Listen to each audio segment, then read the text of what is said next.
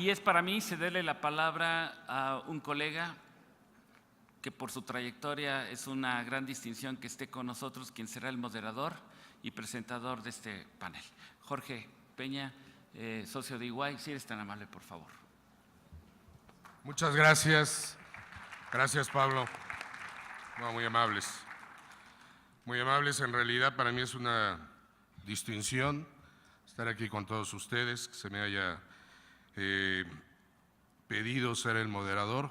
Esa referencia la agradezco muchísimo en este panel en donde hay altas personalidades. It's a privilege for me to stay here with you and to share this panel with high professional personalities with different experience from different countries, and I guess with different point of views regarding the topic that we'll talk today in this panel. Let me introduce to you the panelists that will participate this morning. The first one is Claudius Modesti. Claudius is Director of the Division of Enforcement and Investigations, leads a team of attorneys, accountants, and other professional staff in investigation and litigation of possible violations of PCAOB rules and other applicable security regulations. Mr. Modesti joined the PCAOB in May 2004 as the first DEI director and has built the division from its inception.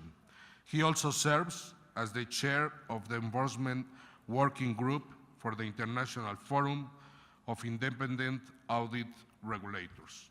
Thank you, Claudius, for staying here. Welcome to Mexico. Let me introduce the rest of the panelists. The second one is Idesio da Silva Coelho Jr. Idesio es un contador certificado y auditor profesional que se desempeña como el socio senior que encabeza la gestión de riesgos y asuntos regulatorios de EY en Brasil, donde ha trabajado por más de 30 años. Además es miembro de la Junta Directiva de la Federación Internacional de Contadores, del IFAC, miembro activo del Consejo Federal de Contabilidad, CFC, y presidente de los administradores de la fundación que apoya al Comité de Pronunciamientos Contables de Brasil. Durante su mandato en IBRACON, el instituto fue galardonado por el Consejo de Control de Actividades Financieras, en reconocimiento a su contribución a la prevención y lucha contra el lavado de dinero y el financiamiento del terrorismo en Brasil. En sus múltiples años de servicio en la profesión contable, a través de IBRACON, CFC y CPC, Idesio ha respaldado la convergencia y adopción de las normas internacionales de la auditoría y las normas internacionales de información financiera en Brasil, actuando a favor del interés público. Gracias, Idesio, por estar aquí con nosotros. Siguiente es Juan Carlos Lara, que es contador público autorizado, miembro del Comité de Normas de Contabilidad y Auditoría del Colegio de Contadores Públicos de Costa Rica. Mantiene certificaciones con ISACA como auditor de sistemas de información y certificaciones en riesgo y controles en sistemas de información. Es socio de la firma Kraut-Hauer en Costa Rica y director regional para las Américas de Kraut-Hauer. Juan Carlos, gracias por estar con nosotros. Bienvenido esta mañana. Siguiente es Fernando Mendoza, gerente de Producto Office en Microsoft México, quien es responsable de liderar la estrategia de posicionamiento de Office 365 y Skype for Business para el mercado empresarial. Apoyó en la capacitación de socios para desarrollo del negocio, así como distintas actividades con el área de ventas que van desde la ejecución de iniciativas de marketing, como lanzamientos y actividades de producto. Apoyo para desarrollo de clientes hasta la evangelización de audiencias internas y externas con base en escenarios de ventas. Fernando, bienvenido. Gracias por tu participación. y el contador público Felipe Pérez Cervantes, que es presidente del Consejo Emisor del Consejo Mexicano de Normas de Información Financiera. El CINIF es la institución independiente encargada de emitir la normatividad contable en México, organismo que preside desde enero de 2005. Es presidente del directorio del Grupo Latinoamericano de Emisores de Normas de Información Financiera, GLENIF, miembro del Emerging Economies Group, además de participante activo en el International Forum of Accounting Standard Setters y en el World Standard Setters del IASB. Fue socio de PwC, donde trabajó durante 40 años. Fue presidente del Comité Ejecutivo Nacional y de la Junta de Gobierno del Instituto Mexicano de Contadores Públicos. Es conferencista sobre temas contables y financieros en varios lugares del país y del extranjero. Y ha sido profesor de auditoría operacional y seminario de problemas profesionales en prestigiadas universidades de la Ciudad de México. Felipe, muchas gracias por tu participación.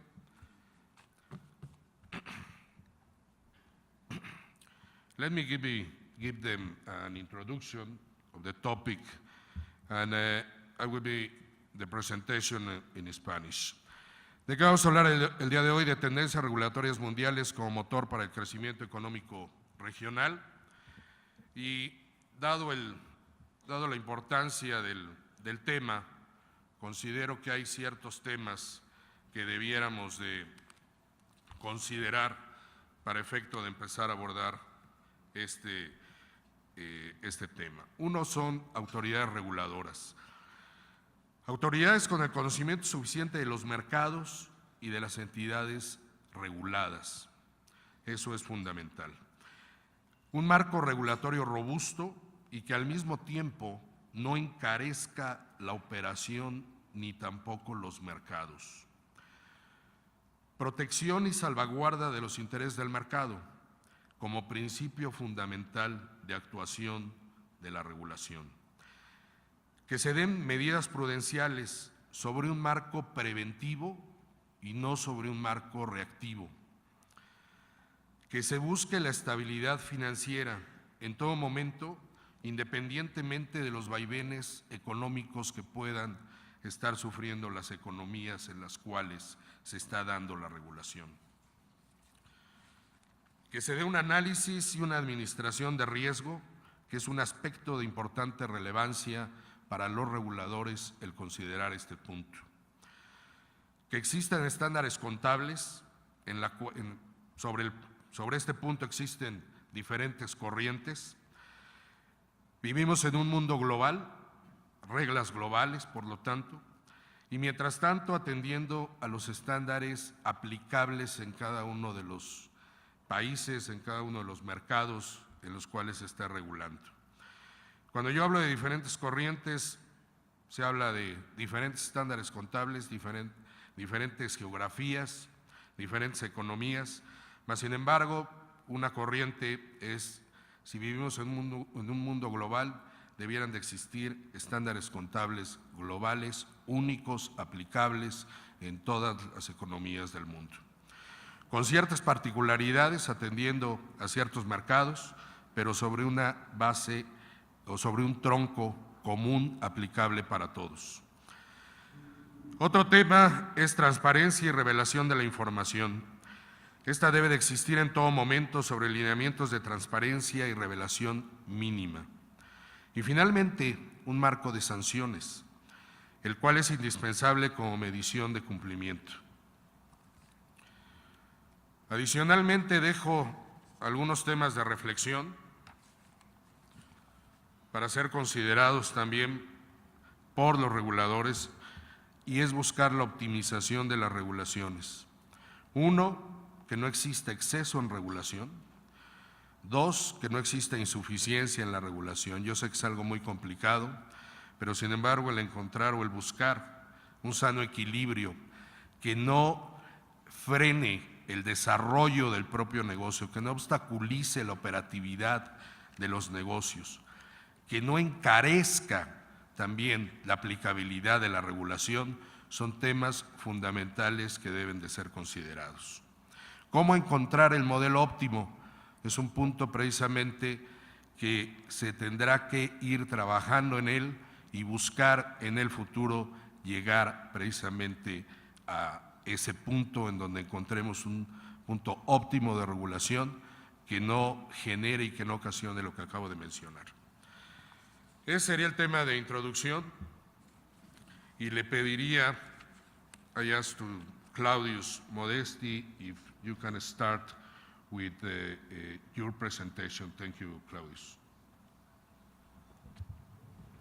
Thank you so much, Jorge, and thank you to the organizers of CRESAR. Thank you to the World Bank for inviting me. Thank you for my panelists who are joining me. And thank you to the people of Mexico for their wonderful hospitality. I'm very pleased to be participating in this event. I'm part of I direct the Enforcement Division of the Public Company Accounting Oversight Board. We are the independent audit regulator in the United States. Many of you probably know we were created after the Enron and WorldCom disasters, and we have been in operation now for over 15 years. The reason why I'm here today is that we have a global presence because of the authority and law that governs us. And so if an auditor is participating in the audit of a publicly traded company on a US exchange, at least at a particular level, or is issuing the actual audit report, that firm has to register with us. And therefore, that firm becomes subject to our audit standards, which we set, as well as our enforcement jurisdiction. We have protocols with many, many countries. I think we're at about 36 now, where we are able to provide assistance and cooperate in our audit oversight. What I'm going to talk about today goes to what we're doing for our investor protection mission.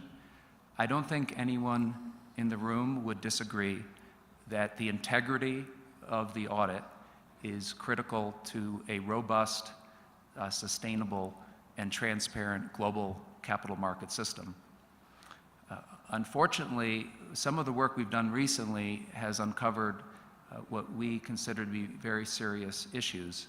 Now, you should understand, we police both the domestic firms as well as the global firms. But more recently, we have seen activity with some of the global network firms that has resulted in what we consider to be significant enforcement actions. We are carefully looking at the global network affiliates of the largest accounting firms.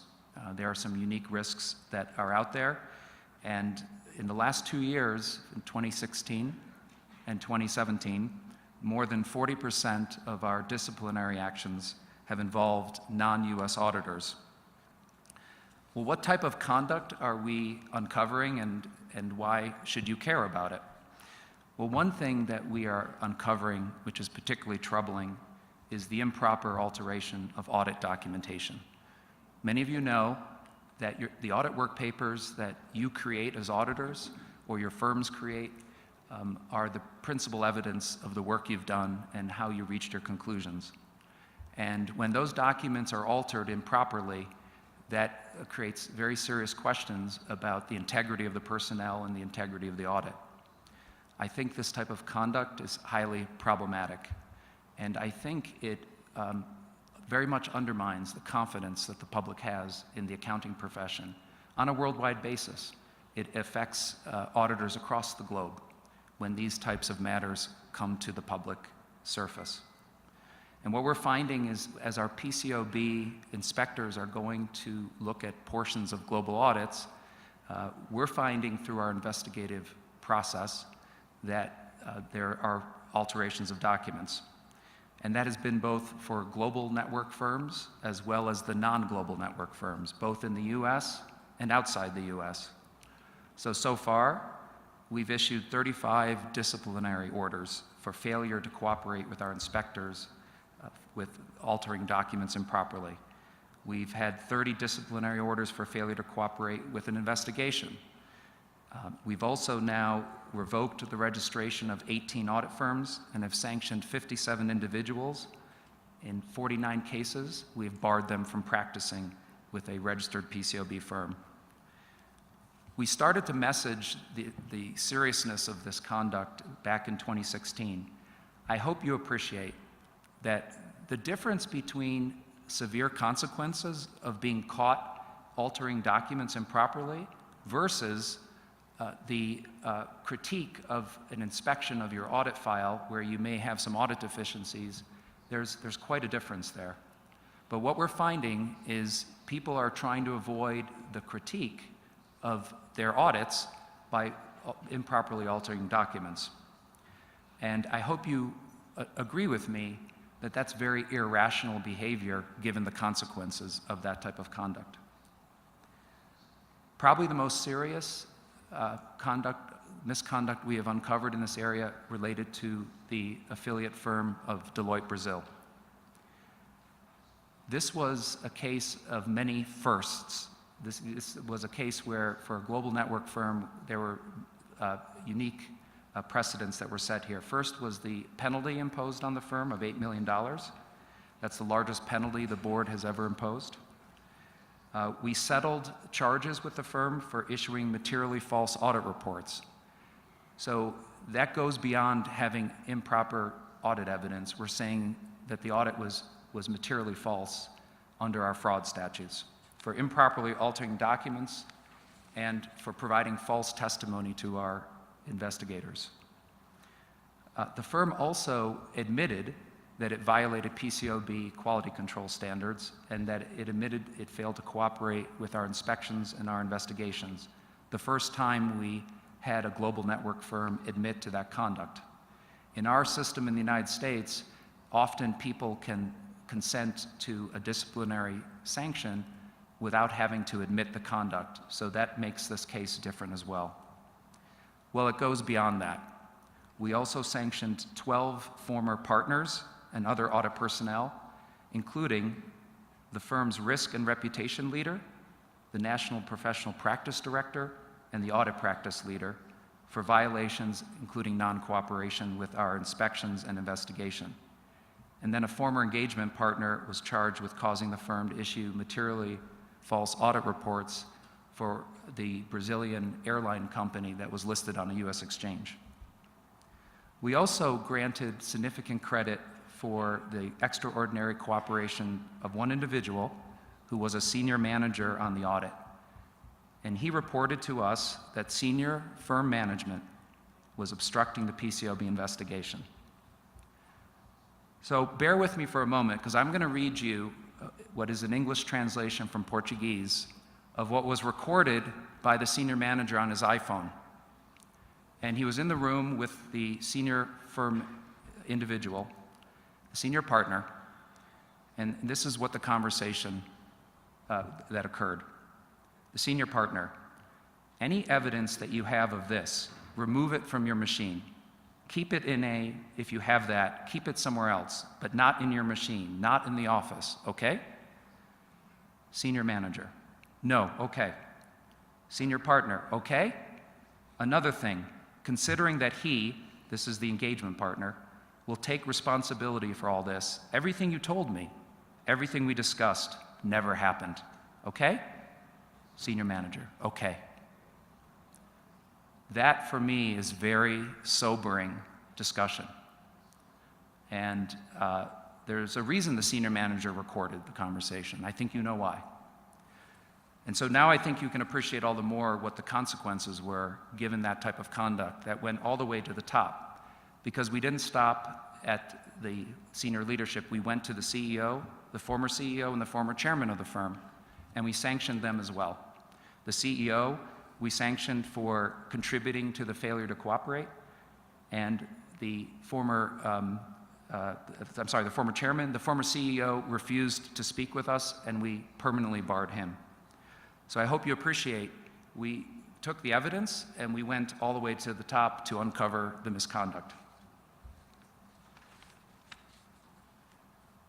At the same time we announced this action, we announced an action against the affiliate of Deloitte Mexico. Here, the firm was found to have failures in its quality controls around audit documentation. But this is the more important part. There were 3 persons involved in some of this, and 2 of them were partners. Again, our inspectors found an audit deficiency, but in this case, the audit partners at Deloitte Mexico had a different motivation. Their motivation was the firm was going to examine internally the quality of the audit. And they started to alter documents because they knew the firm was going to look at their audit. Again, I think in one way this is a good thing because people are starting to take audit quality more seriously. They now believe their career depends on audit quality and how audit quality is measured. The bad outcome is they're using illegal means to improve their audit work papers. So we sanctioned the two partners as well as a senior manager for their alterations. In this case, we found audit deficiencies for a large mining company that has operations here in Mexico and in Peru. So again, this is a good example of how a regulatory oversight system that has a sound inspection system and enforcement system works together. Because again, we started with inspection deficiencies and worked our way through. Let me give you one more example. Ernst & Young Indonesia. Again, our inspectors looked at an audit listed on the US exchanges. We found audit deficiencies, and what we found was that the partner who was overseeing what they call an Appendix K review, it's a check on the audit, had serious concerns about the sufficiency of evidence to support the accounting for leases for spaces on cellular towers. Well, the engagement partner went to the regional practice partner in Indonesia, and they decided that even though a restatement could be required, they released the unqualified audit opinion without obtaining additional analysis. But it doesn't stop there. You know where the story is going, right? You know where the drama continues? Well, people in the engagement team started to alter documents, and the partner improperly created a work paper as well. And so we charged the firm and the engagement partner, who also was the national practice partner for the firm, with failure to cooperate. Okay, I gave you a lot. Let's talk about what I see as 3 lessons, and then I'm very interested in your questions because I would like to be both educated about what you care about and for you to understand as best as you can what we're worried about, what we're trying to do to improve audit quality and protect investors. But these I see as 3 lessons. The first is the PCAOB should not be finding these problems. The international global networks hold themselves out as highly sophisticated networks. And yes, they're individually, legally different firms, but they brand themselves as one firm. They need to find these problems. They need to have a monitoring system that determines where the problems are, whether there's integrity inside the firm, and whether there's accountability for audit quality. And I'm going to be fair. I think we have the attention of the international networks on these issues. Now it's a question of whether they are going to pursue the type of changes that will be required so these types of things get detected within the network. Number 2, I call this watching out for tone in the middle. You hear a lot of discussion about tone at the top and how critical that is. It is critical. But I believe there are firm partners who are sometimes part of the firm's middle management who have substantial influence over the firm and disproportionate influence over the culture, and whether the culture is healthy and honest. We need to look out for those partners and make sure they themselves are honest. Third, listen to the junior people on the audit engagement. When they have a viewpoint, particularly when they raise concerns about a senior person's integrity, you must pay attention. In the EY Indonesia case, a junior member of the engagement team went to senior leadership of the firm and told senior leadership that the partner had improperly created audit documentation. The firm did not promptly follow up on that information, and that was to the detriment of the firm. So I hope I've given you a picture of what we are focused on and what we're trying to do on a global basis to improve audit quality and protect investors. Again, I so appreciate the hospitality and the opportunity here, and I look forward to the discussion. Thank you, Jorge.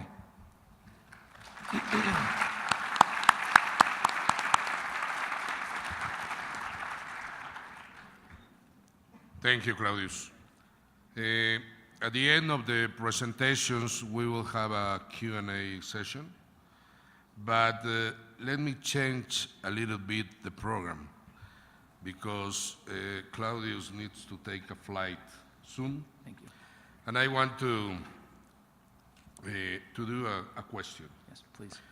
Okay, Claudius, how do you explain your increasing enforcement activity with global audits? And well, let me do another question. And the second one is, are there audit risks in global audits that you think are unique to those audits? Thank you. Thank you, Jorge. Thank you.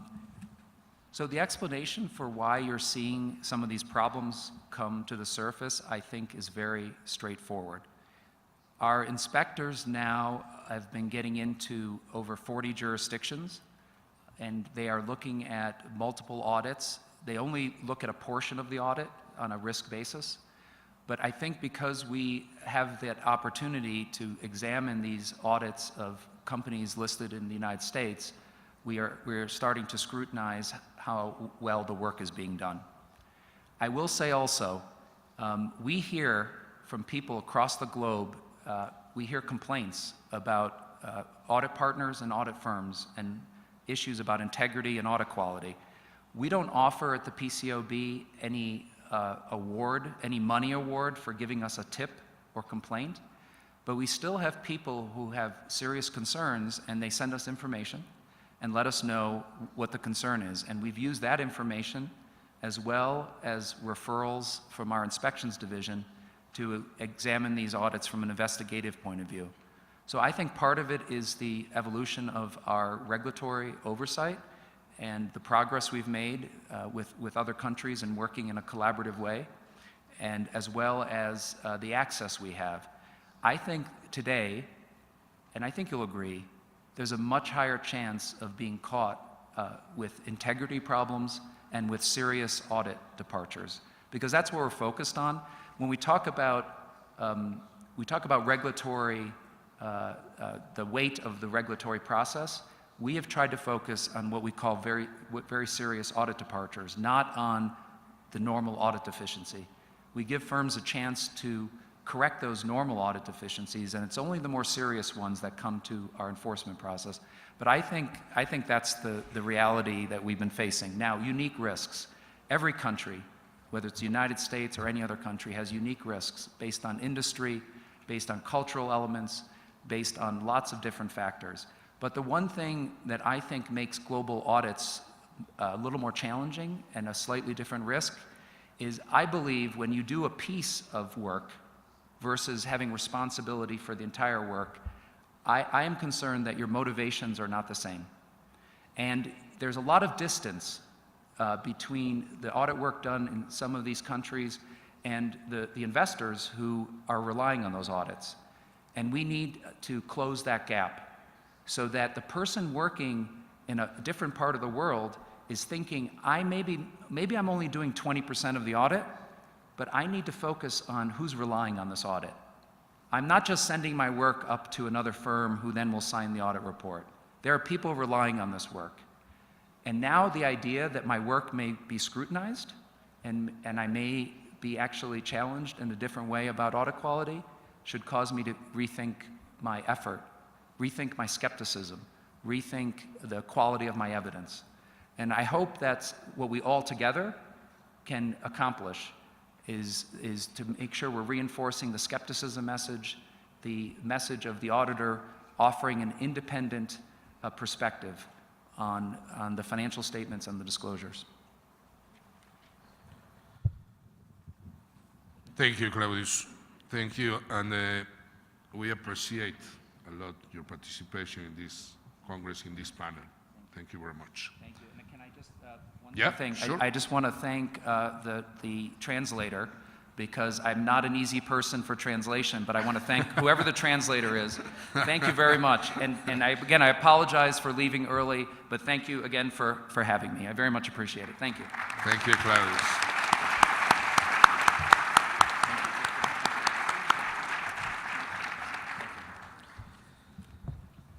Thank you very much. Thank you. Okay, following the program, the next participant is, let me, a second, Idesio da Silva Coelho Jr. Thank you. Sí, pues, usar el... Ya. Para cambiar la presentación. Verde hacia adelante.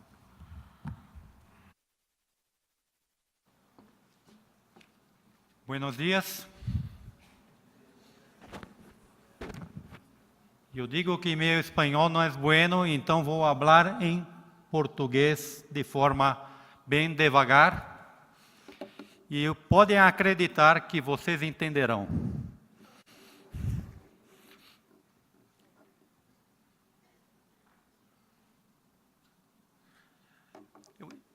Eu pretendo dar uma visão mais abrangente sobre a questão regulatória. Quais são os pilares regulatórios que podem gerar confiança no mercado internacional e promover um desenvolvimento sustentável? Então, eu vou falar sobre questões e normas internacionais de contabilidade, de auditoria, de padrões éticos. Vou falar um pouco sobre questões vinculadas com o setor público, não somente a contabilidade pública, mas a gestão apropriada dos recursos públicos. Vou falar também sobre o relato integrado, Integrated Reporting, e vou comentar um pouco sobre o novo formato do relatório de auditoria, que está aplicado em mais de 100 países desde o ano anterior.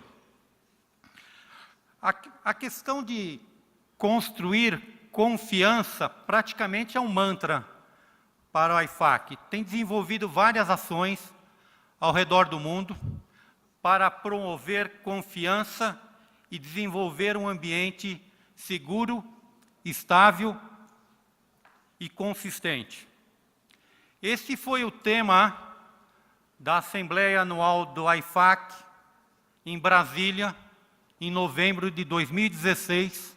Foi a primeira Assembleia Anual da IFAC que aconteceu num país da América Latina. Esses temas podem parecer, de alguma forma, desassociados, mas nós acreditamos na IFAC que eles, no seu conjunto, podem estimular confiança, e confiança estimula o desenvolvimento sustentável das nossas regiões.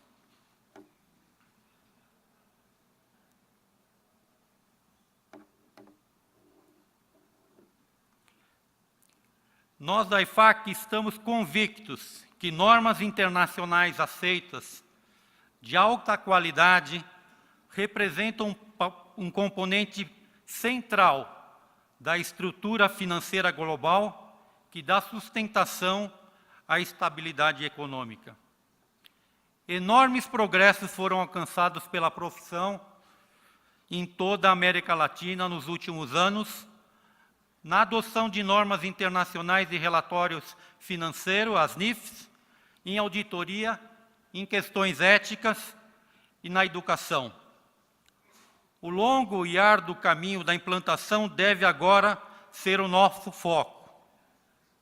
Para a economia global e para a nossa profissão, as normas são a base do desenvolvimento e do desempenho profissional de alta qualidade.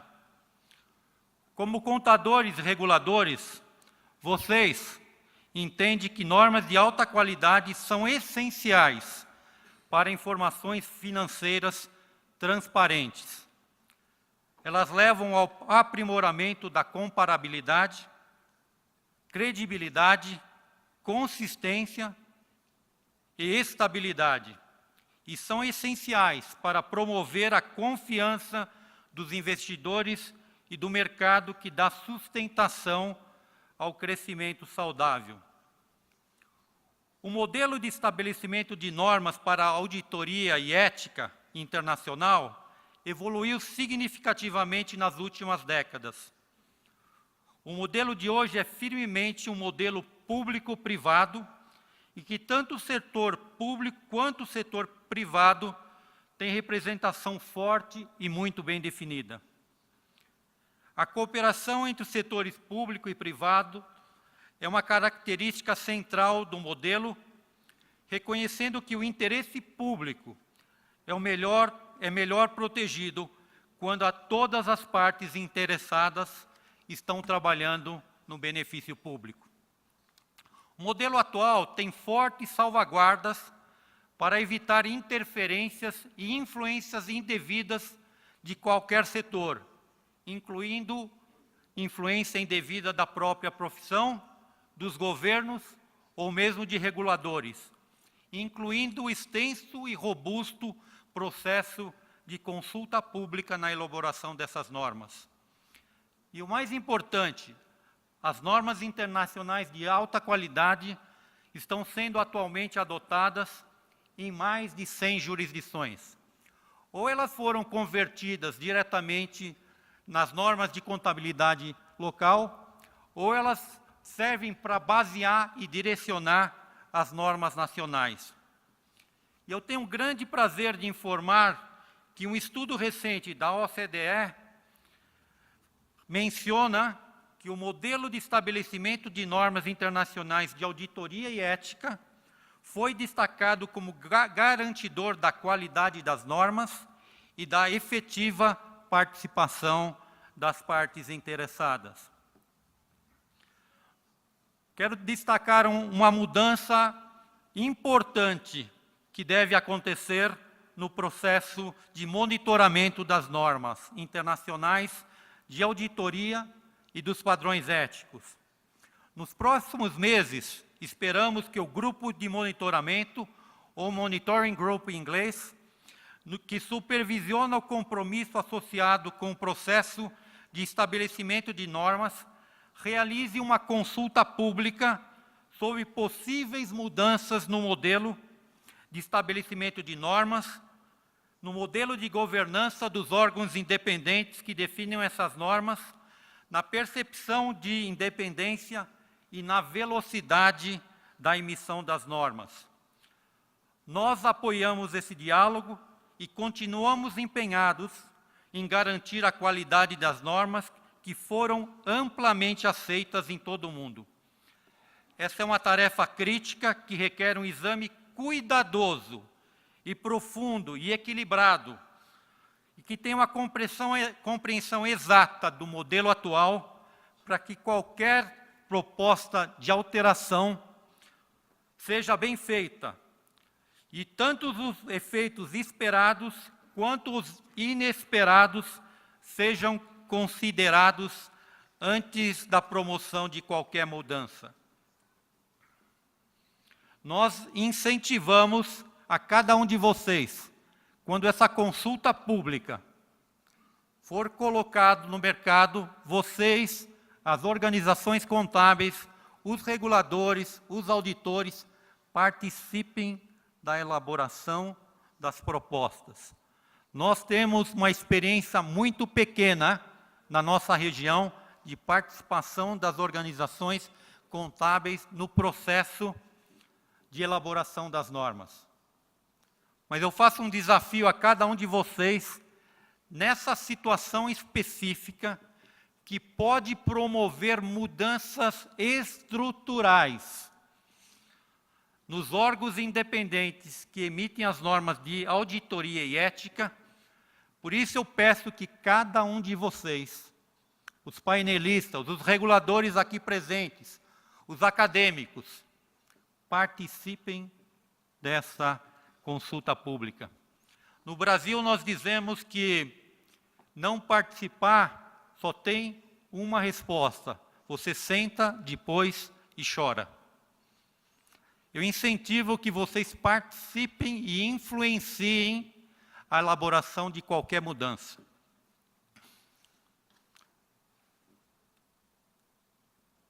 Falar um pouco da disciplina na gestão dos gastos e dos recursos públicos. Em segundo lugar, eu gostaria de mencionar a importância da devida responsabilidade da gestão financeira do setor público e da respectiva prestação de contas do uso desses recursos. Os gastos públicos globais são enormes. Em algumas economias, eles variam de 25% a 60% do PIB global, ou do PIB de cada país. 25% a 60%. É muita coisa.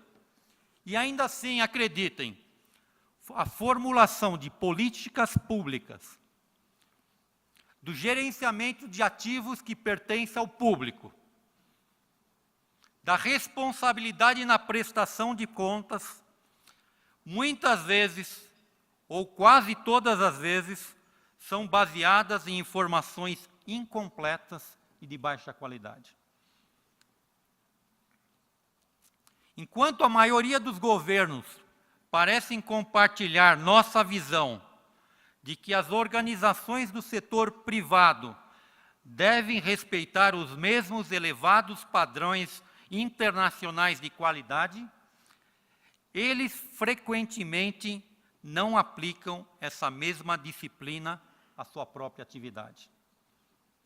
Frequentemente vemos as consequências de uma má gestão dos recursos públicos, serviços públicos ruins, crise de dívida externa, falência de municípios, contribuem, com certeza, para a perda da confiança por parte dos cidadãos de que os seus governos podem traçar um futuro promissor.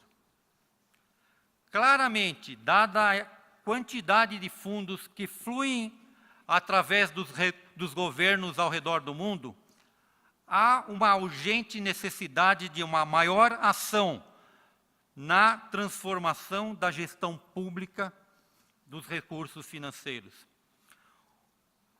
Aqui na América Latina, houve um grande progresso na adoção da contabilidade aplicável ao setor público.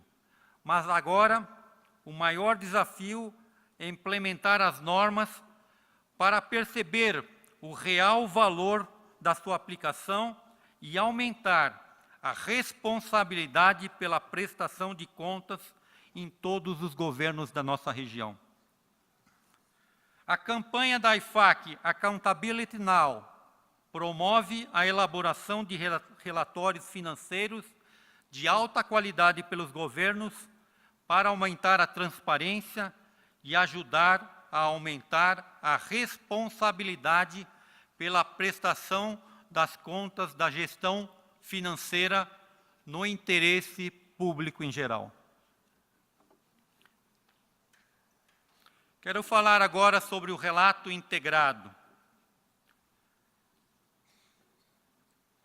Gostaria de abordar as necessidades de informações dos futuros mercados de capitais e investidores que vão além do relatório financeiro tradicional.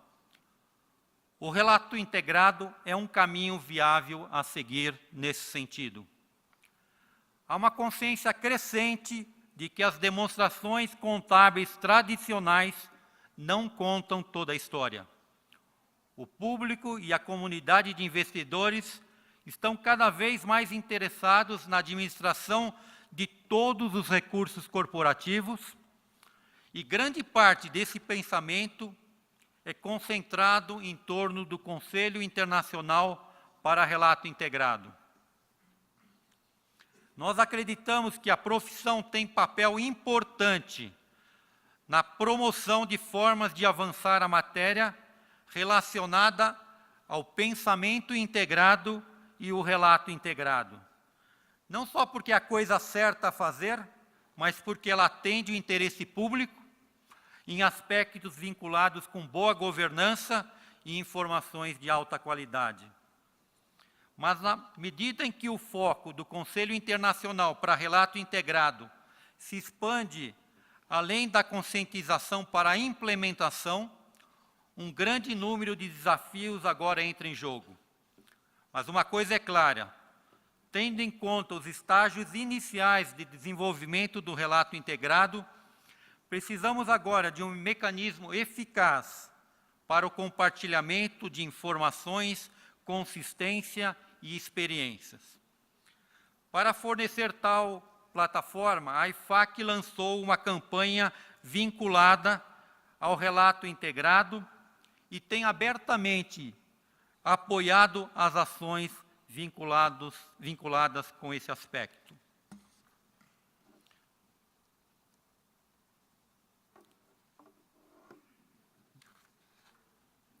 Falar um pouco sobre o novo relatório do auditor, o relatório do auditor expandido, que foi emitido pelo IWSB, que é o Conselho Internacional das Normas de Auditoria e Asseguração.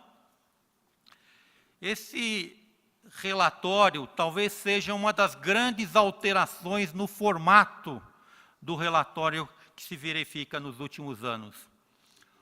O novo relatório, ele conta a história da auditoria, a identificação de riscos que o auditor identifica durante o processo da auditoria e como esse auditor endereçou o seu trabalho para responder esses riscos.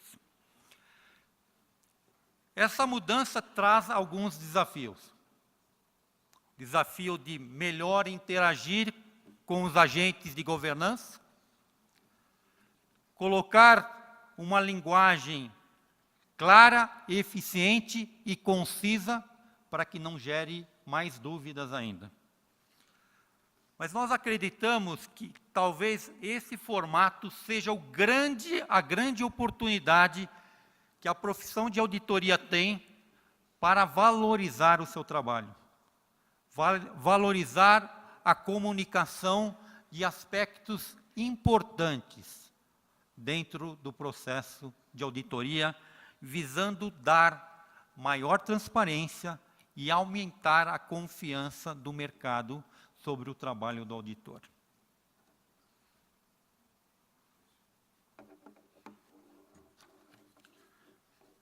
Preciso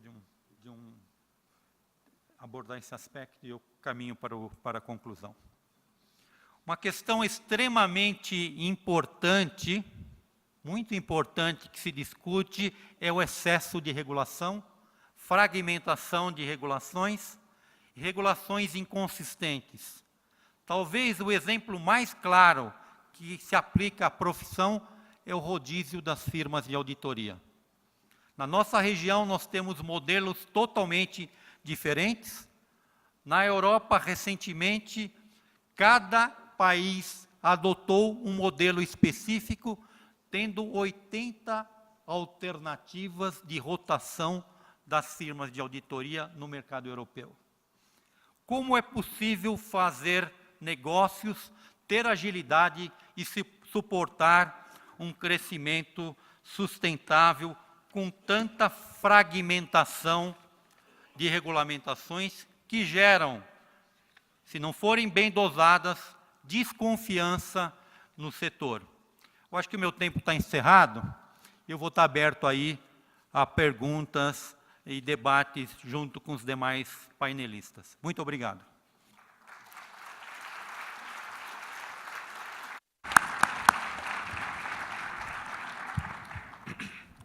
Muchas gracias, Idesio. Muy interesante todos los puntos. Le pediría a Juan Carlos Lara si podemos hacer la presentación. Te doy el cambio, creo que lo dejamos por acá, ¿no, Idesio?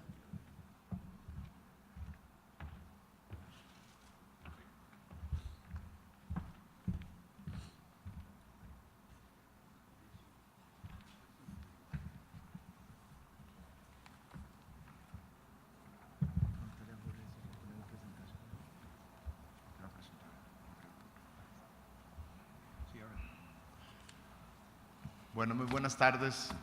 Primero agradecerle a Jorge por la introducción, a la organización de Crecer por todas las atenciones que han tenido con nosotros durante esta semana, al Banco Mundial por la invitación que nos ha cruzado y por supuesto a todo México por la calidez con que siempre nos reciben. Hoy vamos a hablar un poquito de temas relacionados con el avance que existe en la región en la implementación de normas internacionales de información financiera y normas internacionales de auditoría.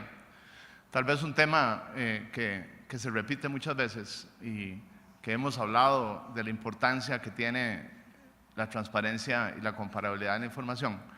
Se trata de darle un ligero cambio para tener algo distinto y para que vean algunas de las tendencias que se están desarrollando en varios países, que se apoyan no solamente en la importancia de la información financiera, que es vital para el desarrollo de los mercados, sino que también estamos hablando de qué se está haciendo para realmente tener un crecimiento sostenible. Porque muchos reguladores y muchas personas pensamos que solamente apoyarse en tener información transparente y clara no es suficiente.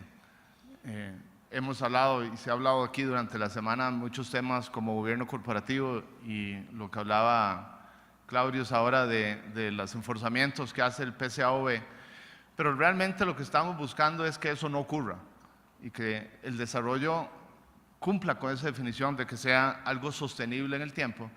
Y realmente el tener un policía detrás de todos viendo que se cumplen las cosas tal vez no cumple completamente con la definición de lo que es algo sostenible. Vamos a hablar un poquito hoy del establecimiento de las normas contables, de la confianza en la información financiera. Vamos a hablar un poquito también de los procesos de conocimiento y de implementación, cómo se ha venido consolidando este proceso de implementación de la NIF, los beneficios que ha tenido. Algo de las normas internacionales de auditoría y de procesos integrados. Ustedes en México tal vez no conocen una historia que existe en muchos otros países, porque la verdad es que son muy pocos países en Latinoamérica que tienen un desarrollo tan estructurado de normas contables de auditoría como ustedes lo han tenido por más de 100 años. La mayoría de los países al sur de la frontera de México, con excepciones por supuesto, no tenían normas contables. Tenían unas normas contables hechas por algunos contadores por algunos años, probablemente algunas casi escritas en piedra que no cambiaban en los últimos 20 años. Y ese era el desarrollo que había. Y si yo pongo a Costa Rica como ejemplo, en Costa Rica lo que utilizábamos era de base las normas contables desarrolladas por ustedes. Sin embargo, eran normas contables desarrolladas con ustedes, pero inclusive desactualizadas, porque utilizábamos básicamente las que queríamos, nada más. Y además teníamos cierta flexibilidad, porque la verdad es que cuando no nos gustaba algo, nos íbamos a hacer US GAAP. Y si no nos gustaba US GAAP tampoco, pues básicamente lo que se decía era que eran normas de contabilidad generalmente aceptadas en Costa Rica. Y eso viene de muchos problemas, pero mucho de una cultura no desarrollada en normas, de presupuestos inadecuados para el desarrollo y mantenimiento de normas. El adaptar normas hacia países es complicadísimo, realmente no tiene futuro eso, porque hasta a los reguladores les cuesta estar al paso de los cambios que hay en las diferentes normas. Y todo esto, por supuesto, lleva a una falta de comparabilidad tremenda. Yo no sé quiénes de ustedes han estado alguna vez enfrente de un banco multilateral que trata de entender un juego de normas contables que no está escrito en ningún lugar. Pero hay que tratar de explicarle por qué se hacen las cosas diferentes, por qué es que no se tiene unas normas contables que puedan entenderse claramente y por qué de año con año van cambiando. Es realmente a veces vergonzoso. Y la verdad es que todo eso ha llevado a una desconfianza importante en la información financiera. Y por supuesto también ha llevado a una poca profundidad en los diferentes mercados de capitales. Esta confianza, a medida que pasa el tiempo, lleva, por ejemplo, a los bancos a no confiar en estados financieros, a que los bancos confíen en dos asuntos principalmente: en flujos de caja proyectados y en garantías reales, y los estados financieros utilizados nada más como información secundaria.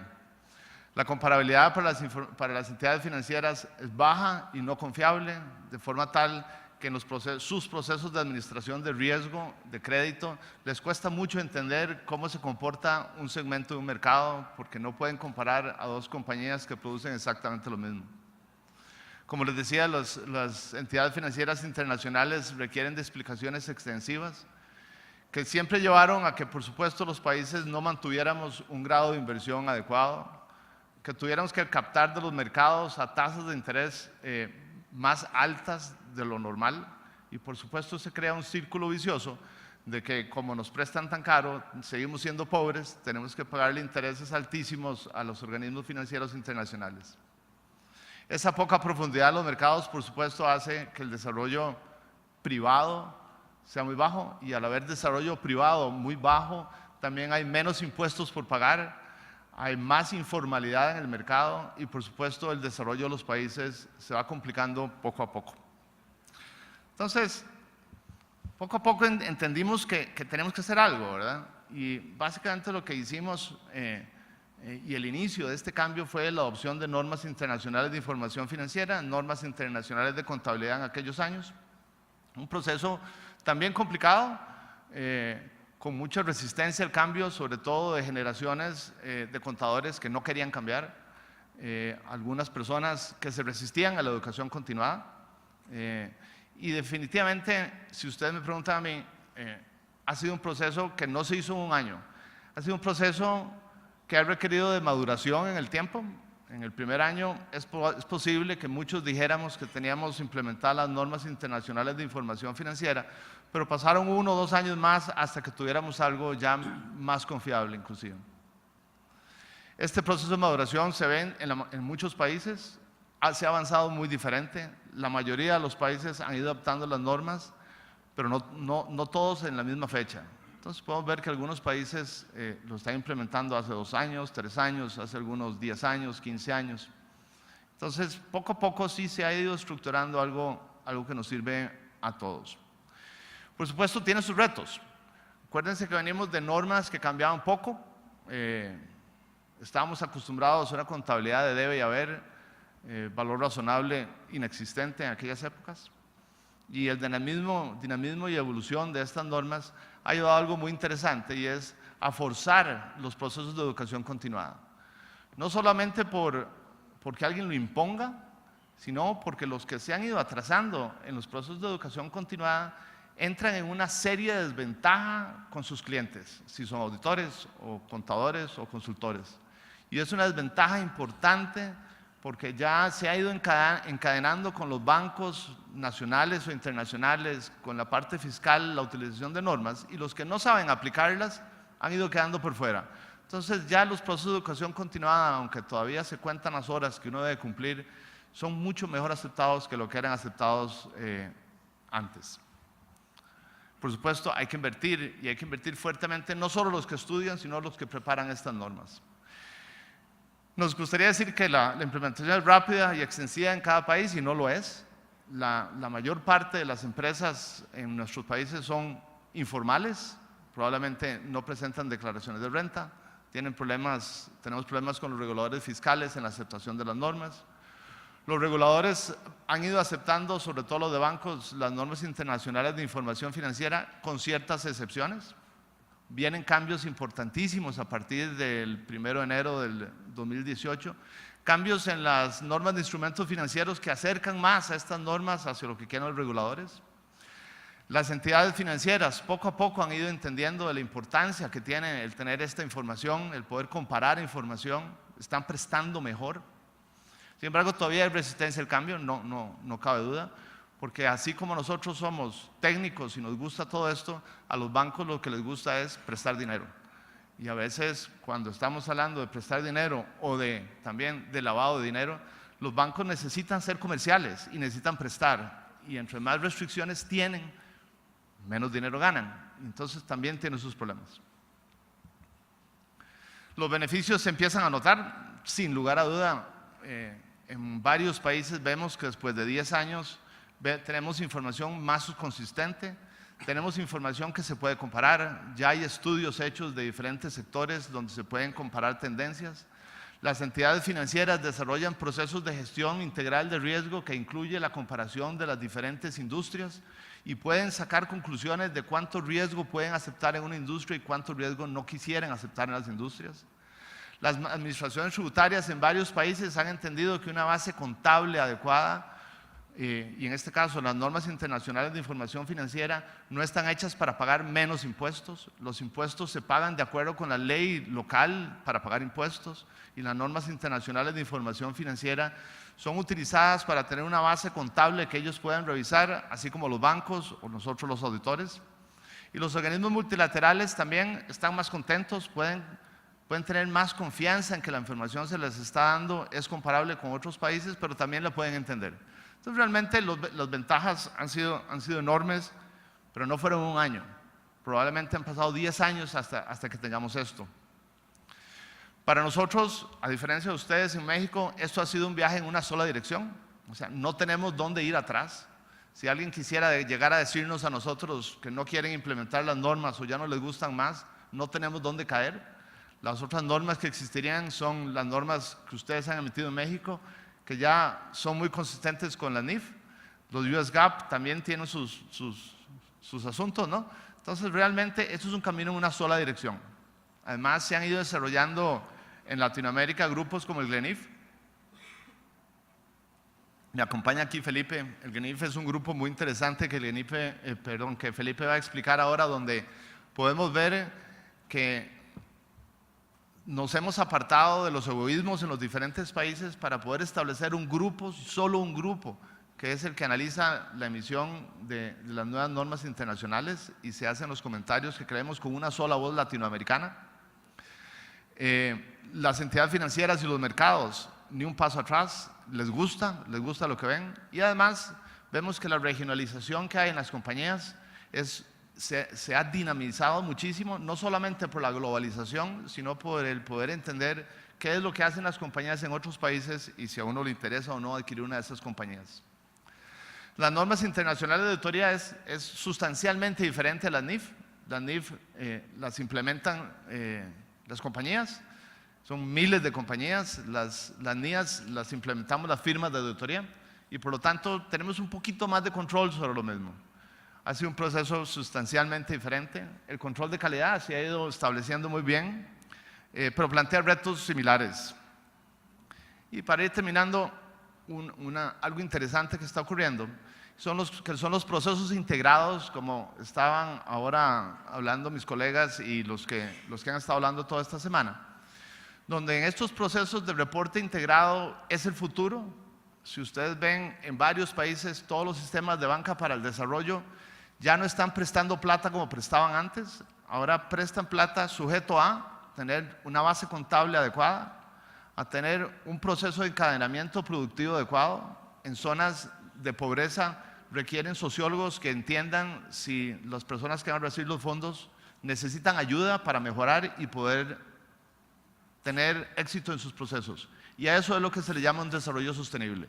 El poder cumplir con todos los estratos de una sociedad, no solamente las compañías que están en un mercado accionario, pero sino que también en aspectos fiscales, en aspectos de seguridad social, de salud y educación. Muchas gracias.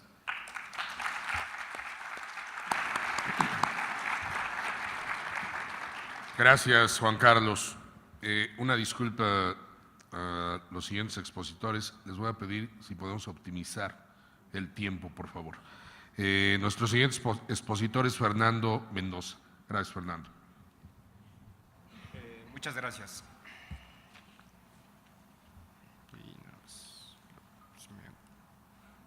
Listo. Bueno, gracias, primero que nada, gracias a Crecer por la invitación. Jorge, gracias por la introducción.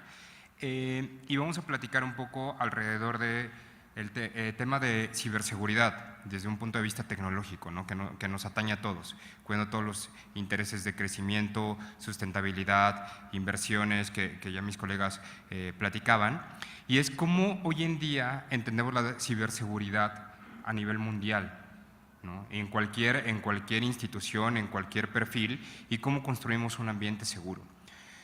Más allá de eso, hoy en día la ciberseguridad, y dicho por Brad Smith, nuestro Chief Legal Officer, el ciberespacio es un nuevo campo de batalla, ¿no? Cualquier transacción hoy en día pasa por sistemas. Entonces, al final del día es un nuevo campo de batalla. Es tiempo de pedirle al gobierno, y no particularmente a un gobierno central, sino pedirle a un gobierno local, estatal, al propio gobierno de la institución, proteger a las personas dentro de Internet en estos tiempos de paz que le llamamos, ¿no? ¿Y por qué tiempos de paz? Porque al final del día, si bien hoy estamos hablando y está muy de moda el tema de ciberataques, el tema de hackeos, es realmente entender qué es lo que buscan y qué es lo que quiere un hacker o qué quiere una persona que ataca a una institución o a un proceso. Seguramente quiere dinero, seguramente quiere dar un punto de vista político, o seguramente quiere adelantarse a intereses gubernamentales o exponer ciertas economías o instituciones. Básicamente hoy los datos son una nueva moneda de cambio que se tiene dentro de cualquier organización y de cualquier transacción. Y hablando un poco de esto, todas las instituciones y todos los fabricantes de software y de tecnología trabajan día a día para poder contener esto y poder reaccionar de cierta manera y poder desarrollar ciertos componentes o soluciones para este tipo de cosas. Particularmente les voy a compartir lo que hoy en día Microsoft hace y cómo trabajamos para poder contener este tipo de cosas. La seguridad para nosotros y los mecanismos están basados básicamente en 3 acciones. Uno es proteger, el segundo es detectar y el tercero es responder. Y para esto lo hacemos de forma simétrica hacia 4 principales, le voy a llamar 4 principales pilares. Uno es la parte de identidad, hablando de cuidar la parte del usuario, que realmente el usuario que está validándose ante ciertos sistemas hacia ciertas transacciones sea la persona que dice que es. La segunda es la parte de datos y aplicaciones, muy importante, que es realmente cuidar la integridad de cada uno de estos datos, no importando el dispositivo en el cual hoy en día se esté conectando el usuario, esté accesando a él.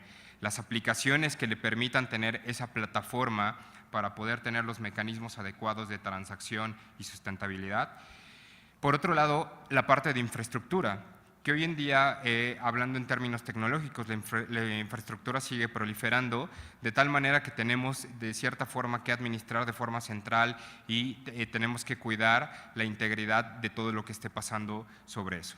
Y por último, el tema de dispositivos que ya comentaba previamente, que es no importando el dispositivo o la plataforma con la cual el usuario se esté conectando o transaccionando y esté generando una inversión que le traiga algún retorno, esté completamente segura. Por último, quiero mencionarles algo, el tema de la seguridad. Hablar de seguridad, hablar de ciberespacio, hablar de ciberseguridad, para nosotros está basado de igual forma en tres conceptos. Uno es la parte tecnológica, en la cual tanto Microsoft como otras empresas de tecnología existe todos esos mecanismos y existe hoy en día los insumos para poder brindar esta seguridad. El segundo es la parte de los procesos, porque más allá de decir hoy en día ya existe la tecnología para cuidar la identidad de los usuarios, la integridad de los datos y los sistemas, existen los procesos en donde yo puedo pedirle a Juan Carlos, a Felipe, desde algo muy sencillo de cambiar el password de su máquina o cambiar el password de su teléfono para mantener seguros los datos por si existe algún tema de robo o intrusión.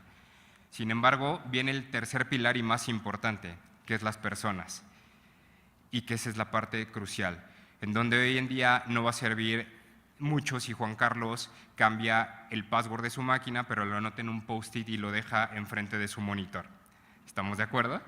Entonces, hablar de ciberseguridad es hablar de estos tres pilares, hablar de procesos y hablar de tecnología. No solamente es cierto mecanismo o es la red de socios de negocio que tenemos o la alianza que tenemos entre múltiples instituciones tecnológicas que están a su vez conectadas y en sincronía con instituciones financieras, retail, comerciales, el propio gobierno, para poder combatir este tipo de ataques. Por lo cual, bueno, pues les dejo mucho este mensaje en la mesa, que no solamente es un tema tecnológico, es un tema de cultura, de cambio cultural, administrativo y muy personal, que apalanca y viene realmente a fortalecer la ciberseguridad en cualquier institución. Muchas gracias.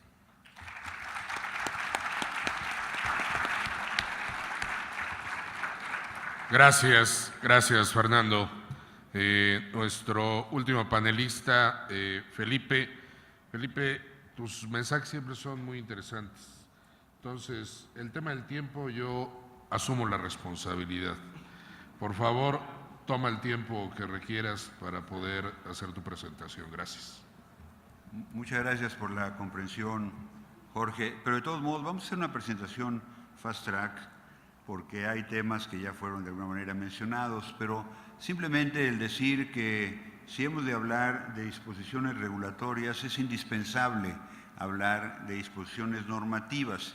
Y en ese sentido, en el tema que a mí me toca de normas de información financiera, mencionar la labor que ha llevado a cabo el International Accounting Standards Board en los últimos años, quienes han desarrollado un grupo de normas de alta calidad y de aplicación a nivel mundial, para sintetizar y no ponerme en los detalles.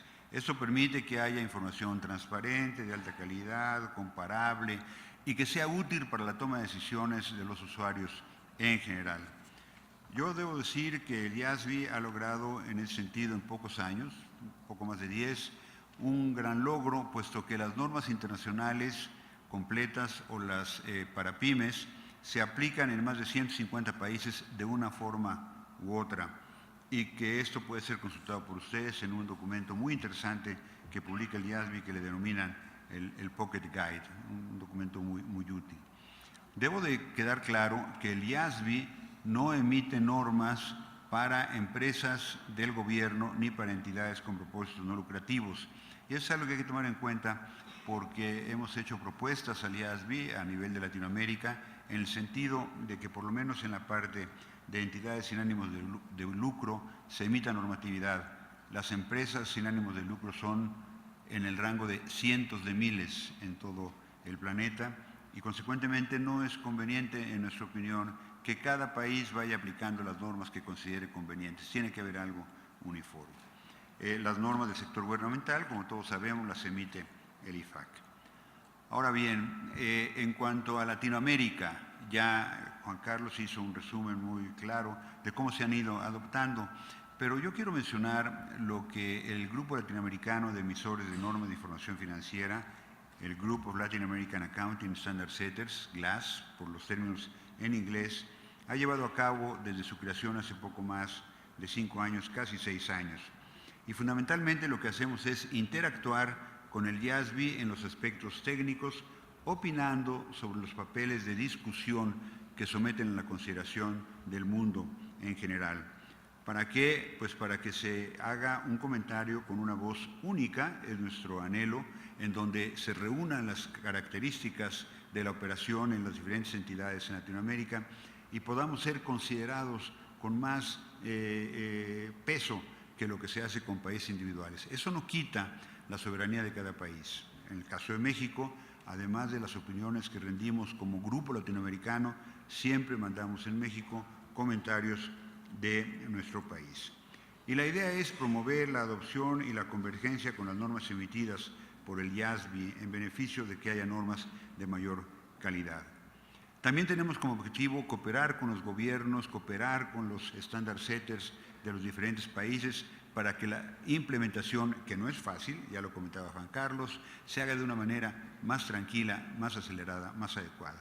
Como ejemplo, en México, y lo digo porque es mi país, pues, en donde tengo mayor experiencia, el proceso de implementación para las normas internacionales que aplican las entidades que cotizan en la Bolsa Mexicana de Valores se inició en 2008 para que entraran en vigor el 1 de enero de 2012 y creamos un grupo de transición con participación de diferentes actores. El CLENIF quiere tener esa voz única que comentaba. Actualmente está formado por 17 países de habla hispana y portuguesa, y solo nos falta un país que en las reuniones que hemos tenido en estos días nos garantiza que van a integrarse muy pronto. Ahora bien, ¿cómo trabajamos? Trabajamos a través de crear grupos técnicos de trabajo. Hasta ahora hemos creado 58 grupos técnicos de trabajo en poco más de 5 años, los cuales son encabezados por un miembro de nuestro directorio. Somos 8 los miembros del directorio, quien nombra a un coordinador de su país y que invita a los 17 países a ver un verdadero grupo de trabajo. Gracias a la tecnología no tenemos que tener reuniones presenciales, las reuniones son por vía Skype o Webex o algún otro ayuda de la tecnología. Y enviamos pues al IASB nuestros comentarios, los cuales me preguntaba alguien, ¿y les hacen caso? Sí, en muchas ocasiones, en otras no. ¿Por qué? Porque el IASB tiene la obligación de considerar todas las respuestas que recibe a nivel mundial. Pero tenemos la satisfacción de que el IASB nos considera, y lo ha declarado por escrito y verbalmente, como el interlocutor en América Latina y en los países que lo integramos. Ahora bien, en los últimos tiempos surgen tendencias que ya se comentaban en dos diferentes de los panelistas, de que la información de los estados financieros, de acuerdo con normas internacionales, no es suficiente. Muchos usuarios demandan que se requiere algo más. Y en ese sentido, Hans Hogersborst, que es el presidente, el chairman del IASB, ha reconocido esta circunstancia. Sin embargo, también dice con mucho énfasis y contundencia que no cree que esté en riesgo la utilidad de la información financiera preparada de acuerdo con normas internacionales. Todo lo contrario, los estados financieros seguirán siendo el principal instrumento para inversionistas y entidades financieras para evaluar el desempeño de una entidad. Sin embargo, reconoce, y el IASB lo ha reconocido ya con un documento que emitió recientemente, que se demanda otra información, que si los intangibles con estrategias, modelos de negocio, know-how técnico, que el entorno externo con la competencia, con el desarrollo económico, que los desarrollos estratégicos con sistemas de distribución, el talento, la innovación, el gobierno corporativo. Ninguna empresa evalúa e incluye en sus estados financieros el talento, y eso es una situación muy valiosa. Ninguna empresa, y bueno, para hablar de algo local de México, que tiene una empresa a nivel internacional, Bimbo, no tiene evaluadas ni reconocidas en sus estados financieros el cómo entregar pan fresco en todos los lugares del país y en otros lugares del mundo. Si eso se evaluara, habría que considerar otra cosa, pero es otro objetivo. El objetivo de los estados financieros es dar información financiera. En ese sentido, en 2010 el IASB desarrolló un documento que vale la pena que los interesados consulten, el Management Commentary Practice Statement, un documento de comentarios que incluye algunos aspectos interesantes, con la característica de que no es obligatorio y de que su contenido es flexible. ¿Qué incluye? Es un informe narrativo con complementos de los estados financieros preparados de acuerdo con normas internacionales, que explica objetivos, estrategias de la entidad, comenta riesgos generales y que no establece frecuencia en su publicación. Ahora bien, ¿para quién es útil? Obviamente para los interesados, los inversionistas, los prestamistas, los acreedores, los analistas y demás. Y los propósitos de este documento es dar puntos de vista de la gerencia, y entonces incluyen un grado de subjetividad importante. Circunstancias positivas y negativas, explicar lo que ha sucedido y por qué ha sucedido, implicaciones para el futuro de la entidad, comentar tendencias y otros factores, e incluir incluso pronósticos y proyecciones. Es considerar no solo el presente, sino también el futuro de la entidad. Y la información a incluir presume el hablar de la naturaleza del negocio, de los objetivos, de las estrategias, de los recursos, de los riesgos estratégicos, de relaciones con otros grupos de interés, de resultados, de indicadores de desempeño, de las perspectivas de la entidad. El IASB está considerando actualizar este documento, sin embargo, no ha establecido una fecha específica para cumplir con ese propósito. Ha habido otros grupos que han pensado en la necesidad de que la información sea más amplia. Ya hacía Idesio referencia al reporte integrado que prepara el International Integrated Reporting Council, quien tiene el anhelo y ya la realidad de haber publicado un marco conceptual, el cual requiere de principios a incluir en el reporte integrado. Brevísimamente lo comento porque es muy ambicioso. Pretende incluir el enfoque estratégico de orientación hacia el futuro en un documento complementario a los estados financieros, las estrategias para la creación de valor, y en esto pone mucho énfasis, la conectividad de la información, las relaciones con las partes económicamente interesadas, la materialidad, el ser conciso, la confiabilidad, la consistencia y comparabilidad. Incluye 8 elementos: panorama organizacional y entorno en general de la empresa, el gobierno corporativo, el modelo de negocios, riesgos y oportunidades, estrategia de asignación de recursos, desempeño, perspectivas y bases para la presentación de los estados financieros. Solo para dar una probadita del primer elemento, el primer elemento pretende incluir, vean, la misión y visión de la empresa, la cultura ética y valores, los propietarios y estructura organizacional, las principales actividades del mercado, el escenario competitivo, la rivalidad con los competidores, los productos o servicios sustitutos, el poder de clientes y proveedores, la habilidad, la posición en la cadena de valor y en el entorno externo, las cuestiones ambientales y los riesgos y los peligros. Como este tema, en cada uno de los 8 temas hay una serie de conceptos que hacen que este informe va a ser una Biblia prácticamente.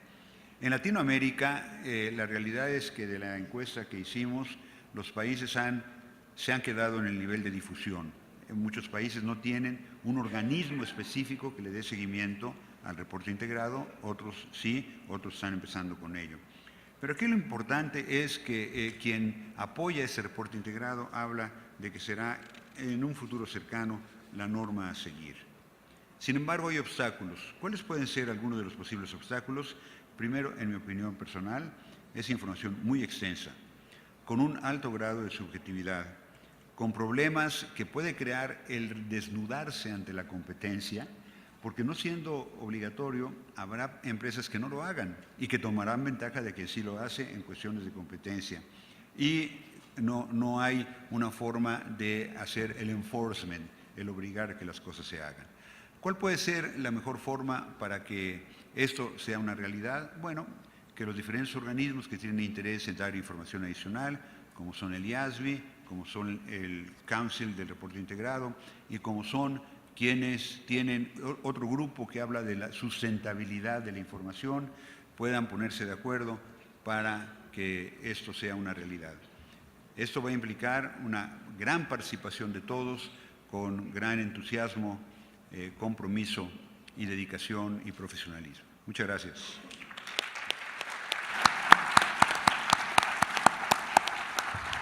Gracias, Felipe. Bueno, yo felicito y agradezco y reconozco excelente participación de todos ustedes en este foro. Estoy seguro que la audiencia así lo reconoce también. Muchas gracias por compartir sus conceptos, sus puntos de vista.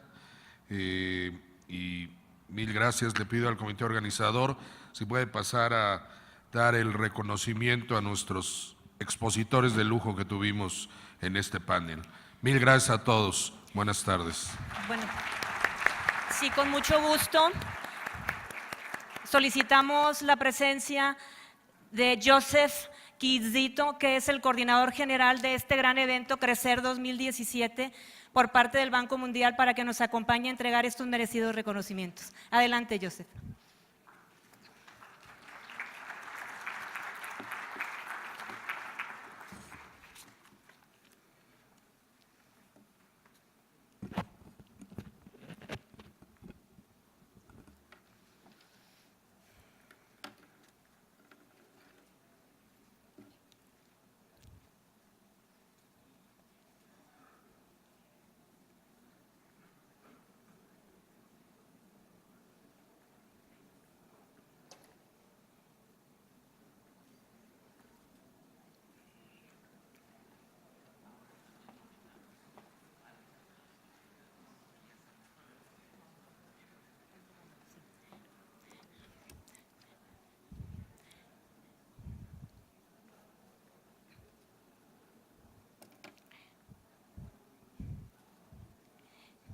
También invitamos del mismo modo a las personalidades que tenemos aquí para poder dar inicio a nuestra ceremonia de clausura. Adelante.